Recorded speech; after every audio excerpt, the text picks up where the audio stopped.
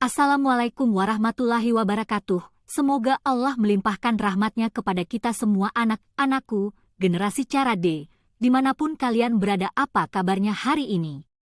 Kali ini kita akan belajar materi interaksi sosial dan interaksi manusia dengan lingkungan. Tema 3, subtema 1, muatan pelajaran IPS kelas 5. Siapkan buku catatan dan alat tulis kalian ya untuk merangkum materinya. Oke, kita mulai pembahasan hari ini. Interaksi manusia dibagi menjadi dua. Yang pertama yaitu interaksi sosial, dan yang kedua interaksi dengan lingkungan hidup. Nah, apa saja sih perbedaan di antara keduanya? Simak baik-baik ya penjelasannya. Kita bahas yang pertama, yaitu interaksi sosial. Interaksi sosial adalah hubungan-hubungan sosial antar manusia atau hubungan manusia satu dengan manusia lainnya.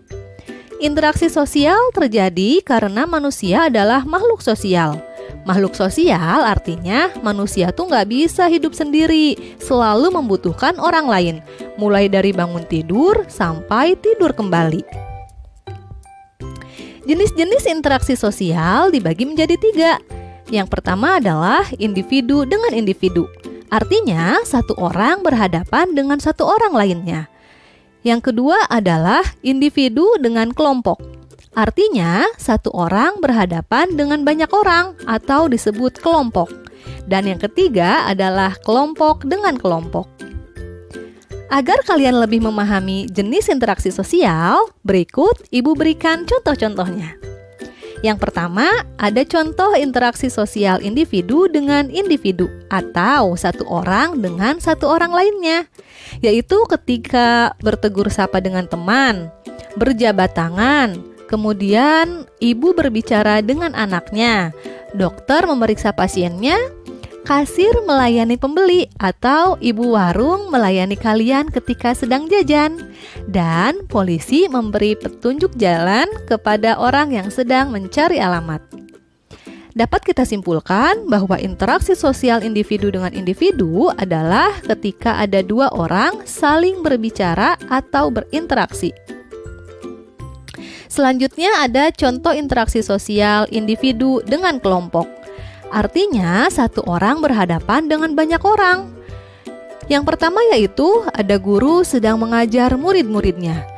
Satu orang guru berhadapan dengan sekelompok murid. Yang kedua, Pak Ustadz sedang ceramah di depan jamaah.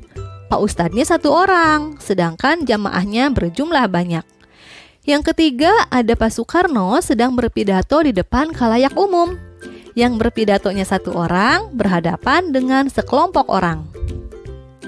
Berikutnya, ada contoh interaksi sosial kelompok dengan kelompok.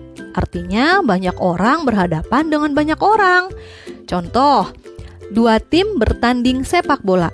Kalian tentu sudah tahu ya bahwa satu tim sepak bola berjumlah 11 pemain. Artinya 11 orang berhadapan dengan 11 orang.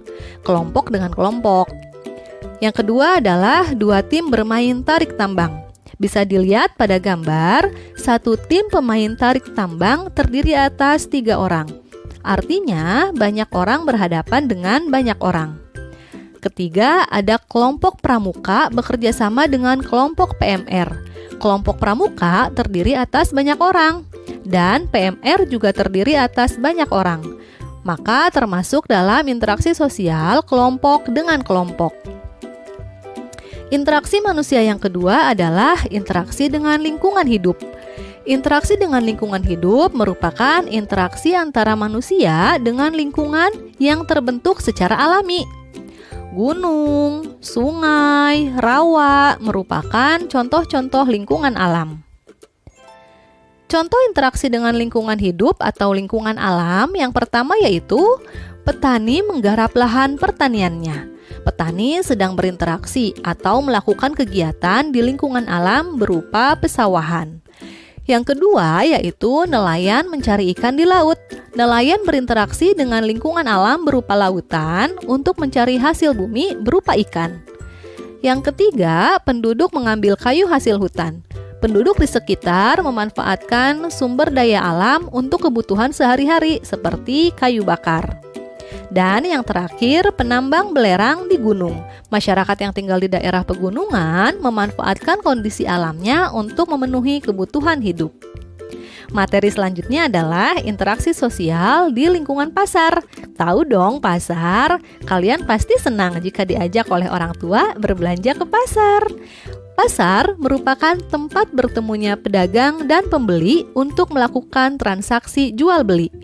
Interaksi sosial di pasar dapat terjadi antara penjual dan pembeli. Bisa juga terjadi interaksi antara penjual dan pemasok barang atau distributor. Kemudian bisa juga terjadi interaksi antara penjual yang satu dengan penjual lainnya.